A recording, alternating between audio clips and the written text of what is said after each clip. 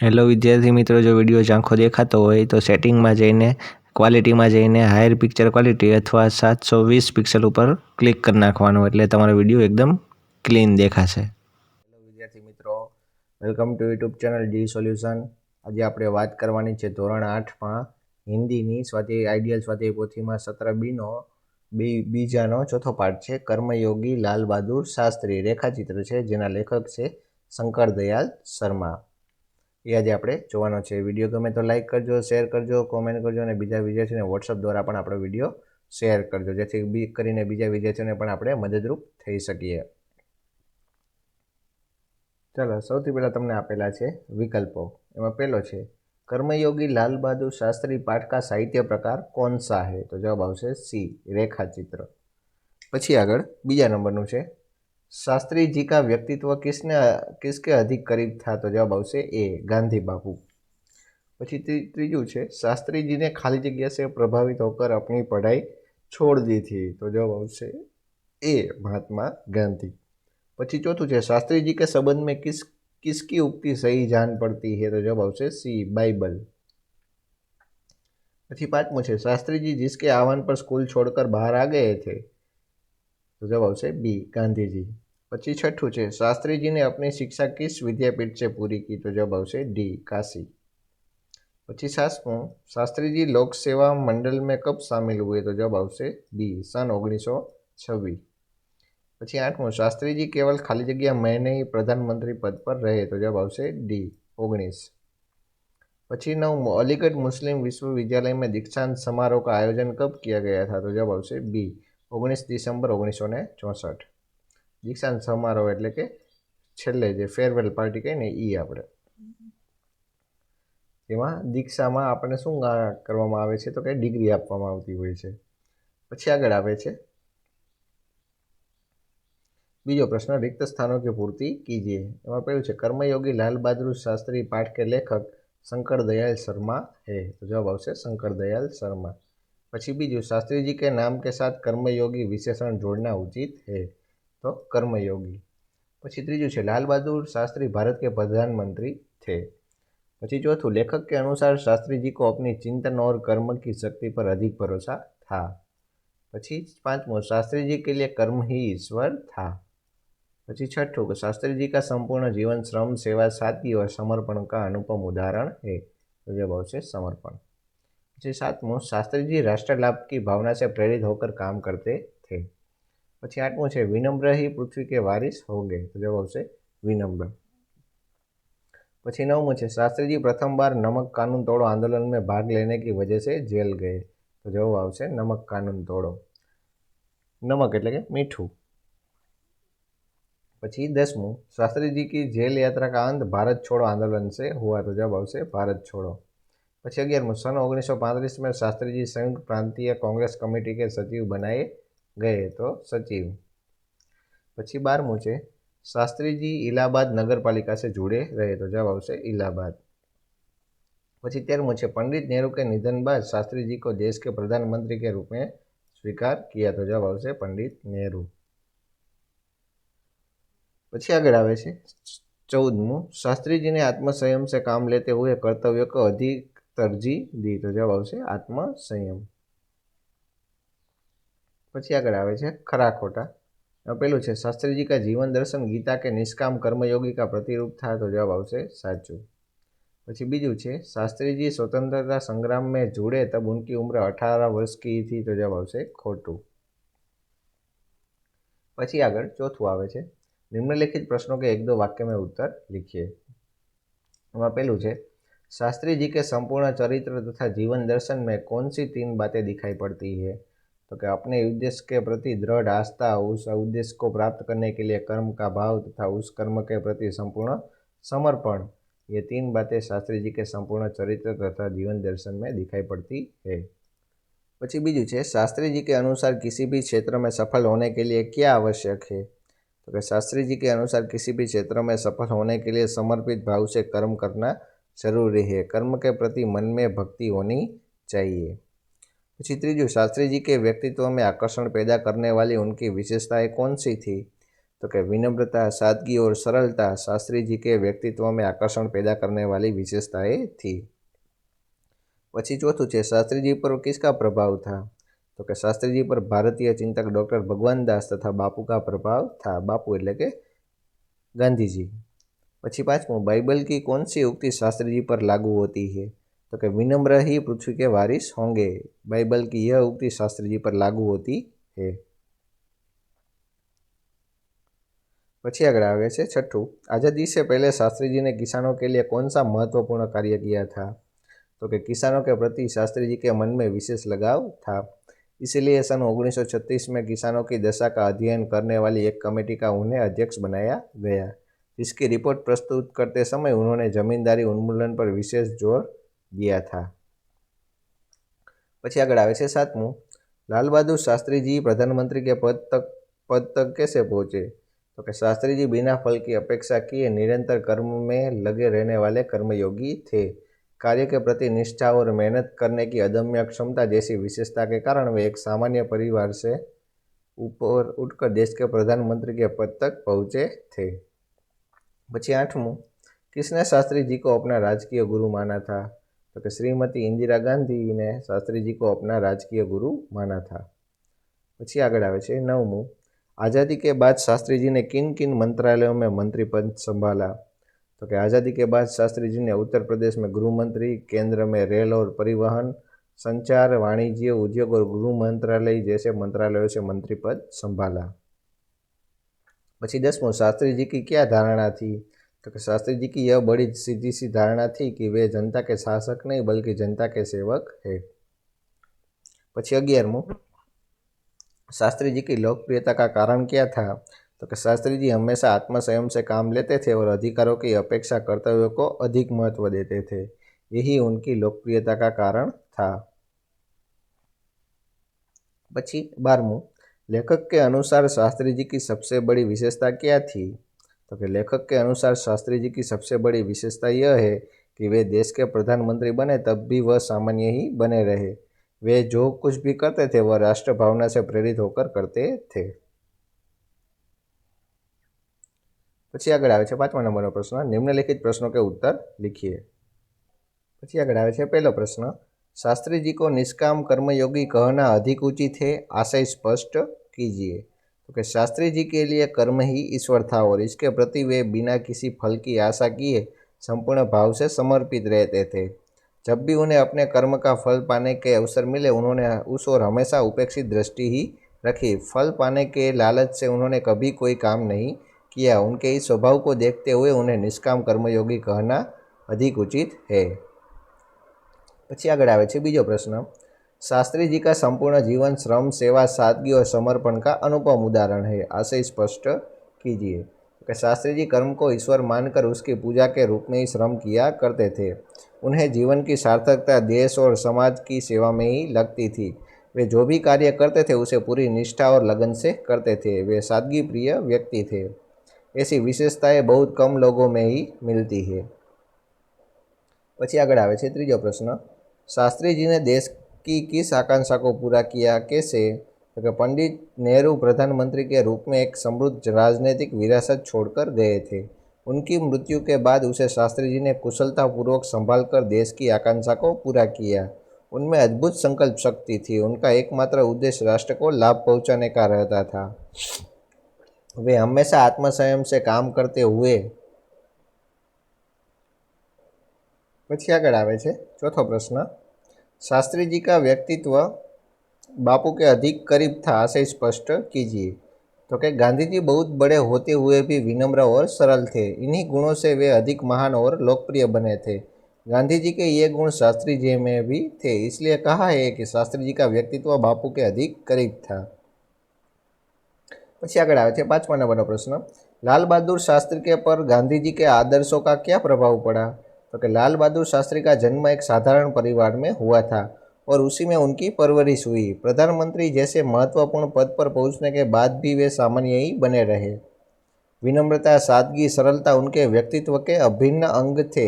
ये सभी गुण गांधी जी के थे जो शास्त्री जी में स्वयं आ गए थे। इस प्रकार लाल बहादुर शास्त्री पर गांधी जी के आदेशों का गहरा प्रभाव पड़ा। पची छठो प्रश्न, आज़ादी की लड़ाई में शास्त्री जी की जेल यात्रा के विषय में लिखिए। तो कि शास्त्री जी ने सन 1930 में नमक कानून तोड़ो आंदोलन में भाग लिया और उन्हें जेल जाना पड़ा। यहाँ से उनकी जेल यात्रा शुरू हुई, जो सन 1942 में भारत छोड़ो आंदोलन तक चलती रही। 12 वर्ष दौरान वह 7 बार जेल गए। दूसरी जेल यात्रा सन 1932 में किसान आंदोलन के दौरान 3 साल की हुई। ये उनके जीवन की सबसे बड़ी जेल यात्रा थी। 25वां, शास्त्री जी देश की छोटी छोटी समस्याओं और उनके निराकरण से किस तरह परिचित हुए थे। तो कि शास्त्री जी के पास ग्रामीण जीवन का अनुभव था। वे 6 वर्षों तक इलाहाबाद की नगर पालिका से किसी न किसी रूप में जुड़े रहे। इस अनुभव ने उन्हें नागरिकों की समस्याओं से निकट से परिचित कराया। इलाहाबाद नगर पालिका ने जनसेवा का अनुभव भी जोड़ दिया था।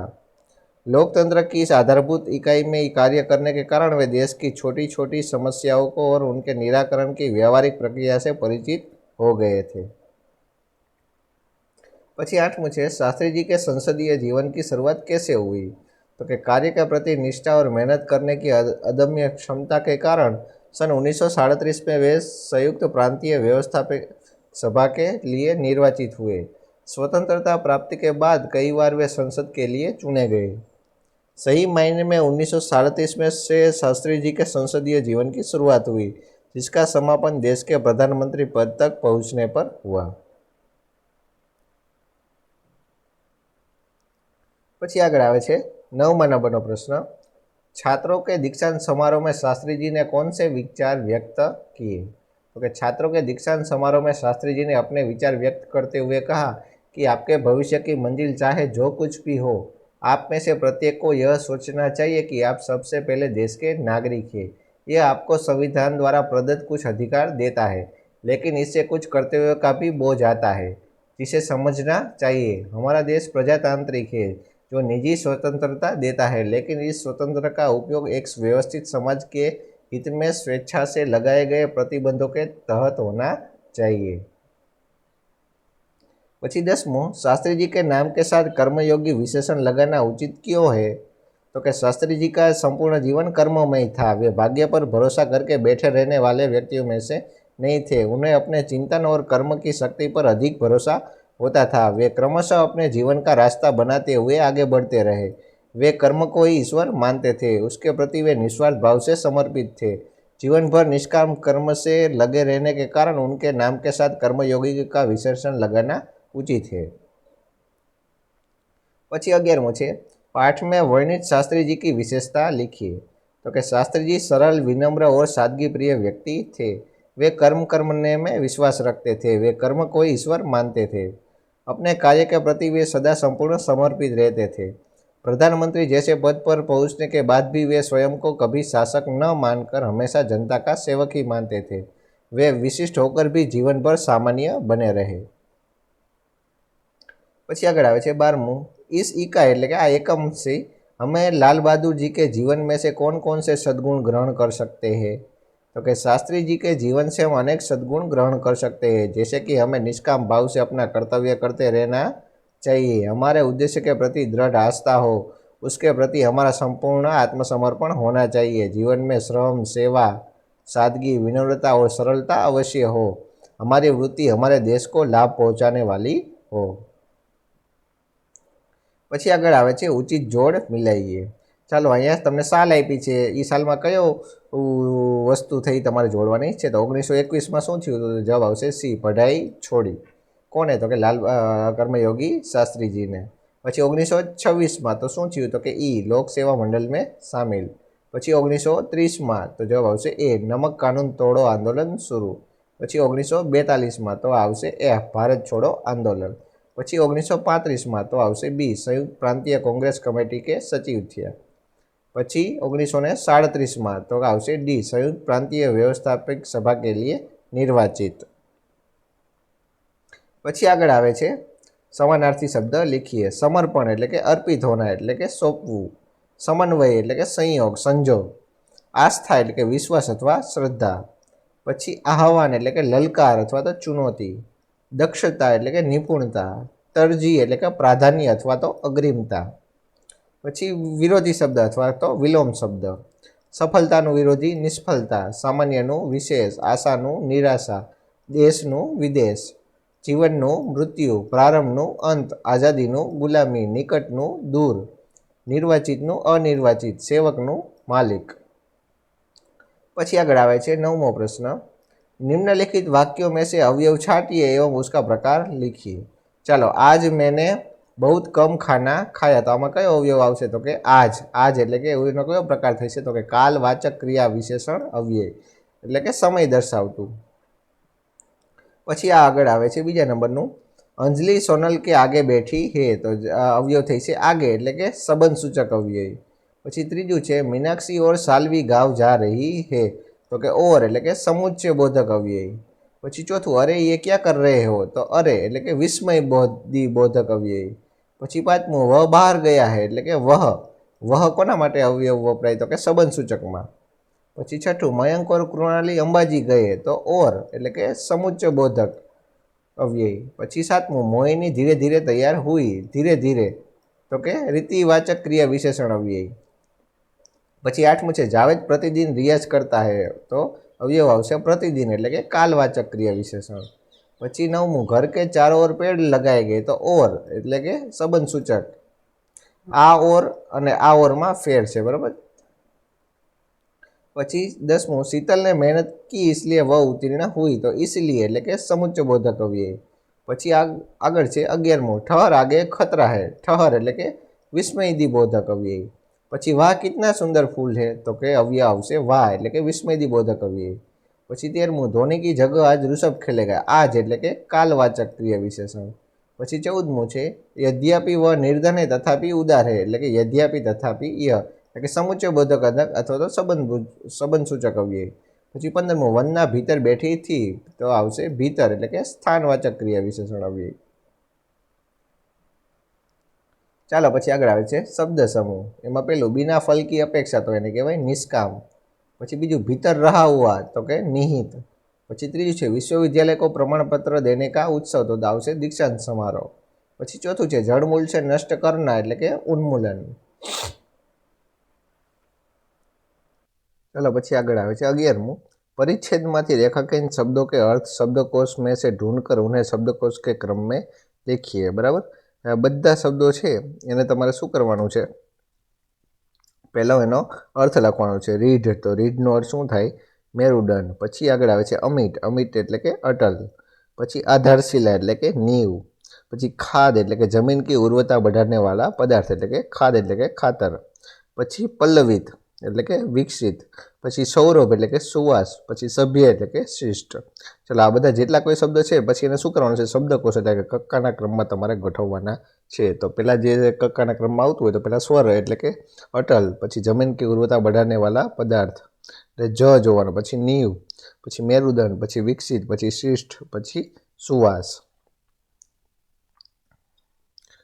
પછી આગળ આવે છે 12મા નંબરનો પ્રશ્ન, लेखन कार्य. तो कि निम्नलिखित परिच्छेद का मातृभाषा में अनुवाद कीजिए. એટલે કે માતૃભાષા આપણી છે ગુજરાતી, એમાં આપણે અનુવાદ એટલે કે ભાષાંતર કરવાનું છે. ચાલો, કોલકાતા में हमारा घर एक शांत जगह पर है. તો એનું થઈ છે કે કોલકાતામાં અમારું ઘર એક શાંત જગ્યા પર છે. પછી આગળ, हमारे बगीचे की दीवार के उस तरफ एक संकरी सड़क है. तो કે અમારા બગીચાની દિવાલની પેલી બાજુ એક સાંકડી સડક છે. પછી આગળ, यह संकरी सड़क वन प्रांत पर जाकर खत्म होती है. तो કે આ સાંકડી सड़क वन प्रांत पर જઈને પૂરી થાય છે. પછી આગળ, इस सड़क के दोनों ओर मकान है और अधिक यातायात न होने से यह बहुत ही शांत रहती है. तो કે આ સડકની બંને બાજુ મકાનો છે અને વધારે અવરજવર થતી ન હોવાથી અહીં ખૂબ જ શાંતિ હોય છે. પછી આગળ, सारे दिन इसके आसपास गिलहरियाँ एक दूसरे का पीछा करती है. એટલે કે આખો દિવસ તેની આજુબાજુ ખિસકોલીઓ એકબીજા પાછળ દોડાદોડ કરે છે. પછી આગળ, हमारे आसपास के पेड़ों पर अनेक प्रकार के पक्षी दिखाई पड़ते हैं. तो કે અમારી આજુબાજુના ઝાડ પર ઘણી જાતિના પંખીઓ દેખાય છે. પછી આગળ, सारा दिन हवा में पक्षियों का संगीत तैरता रहता है. तो કે આખો દિવસ હવામાં પક્ષીઓનું સંગીત રેલાય છે. આ થઈ ગયું તમારું ભાષાંતર. ચાલો પછી આગળ છે, અહીં તમને એક અધૂરી વાર્તા આપી છે અને આ વાર્તા તમારે આગળ કેવી રીતના પૂરી થાય છે તમારે કહાની लखवानी छे। चालो तो आपणे लखीए तो कि एक था शेर, उसे अपनी ताकत पर बड़ा घमंड था। जंगल के प्राणियों ने उनको सबक सिखाने की बात सोची। छोटी चींटी बोली, मैं शेर का घमंड उतार दूंगी।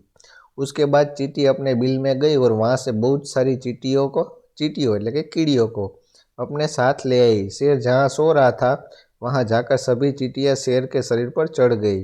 वे उसके अंगों को बुरी तरह काटने लगी। कुछ चींटियां उसके कान और नाक में घुस गई। शेर उन्हें अपने पंजों से मारने की कोशिश करने लगा, तब वे उसके बालों में चिप जाती थी। थोड़े ही समय में शेर आकुल व्याकुल हो उठा। तभी उस एक चींटी ने शेर से कहा, क्यों वनराज, इन छोटी छोटी चींटियों से परेशान हो गए?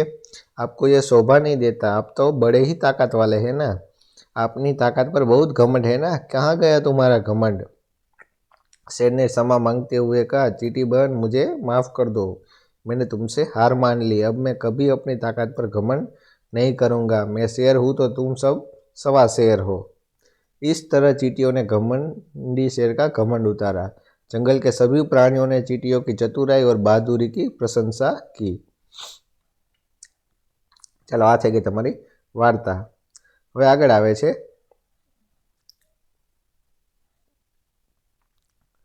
तीजा नंबरनुं मेरा प्रिय नेता विषय पर निबंध लिखिए। चालो, कोई पण नेता उपर तमे लखी शको छो। अहींया जे आपणे आप्या छे ए छे लाल बहादुर शास्त्री। तो कि लाल बहादुर शास्त्री भारत के दूसरे प्रधानमंत्री थे। उनका जन्म 2 अक्टूबर 1904 को उत्तर प्रदेश के मुगला सराय में हुआ था। उनका जीवन सरल और सादा था, जो आज भी लोगों के लिए प्रेरणा का स्रोत है। शास्त्री जी ने अपनी शिक्षा काशी विद्यापीठ से पूरी की और उन्हें शास्त्री जी की उपाधि मिली। वे महात्मा गांधी से बहुत प्रेरित थे। वह स्वतंत्र संग्राम में शामिल हो गए। उन्होंने कई बार जेल की सजा भी काटी, लेकिन उनके मनोबल में कभी कमी नहीं आई। प्रधानमंत्री बनने के बाद उन्होंने जय जवान जय किसान का नारा दिया, जो आज भी हमारे देश के किसानों और सैनिकों को प्रति सम्मान दर्शाता है। शास्त्री जी का नेतृत्व 1965 के भारत पाकिस्तान युद्ध के दौरान बहुत महत्वपूर्ण था। उन्होंने देशवासियों को आत्मनिर्भर बनने के लिए प्रेरित किया। शास्त्री जी का निधन 11 जनवरी 1966 के ताशकंद में हुआ। उनका जीवन सादगी, ईमानदारी और निष्ठा का प्रतीक था। वे एक सच्चे देशभक्त थे, जिन्होंने अपने पूरे जीवन में देश की सेवा की। उन्हें के योगदान और बलिदान को हम कभी नहीं भूल सकते। उनके जीवन में से हमें सच्चाई और कर्तव्य निष्ठा की सीख मिलती है। तो आ थी गयो तमारा मेरा प्रिय नेतानो निबंध। चालो, तो अहींया तमारो पाठ पण थाय छे पूरो। विडियो केवो लाग्यो ते कॉमेंट करजो અને બીજા વિદ્યાર્થી સુધી પણ આપણો વિડીયો શેર કરજો। ચાલો, તો વળી પાછા મળીએ નવા વિડીયોમાં। ત્યાં સુધી જોતા રહેજો આપણી ચેનલ ડી સોલ્યુશન।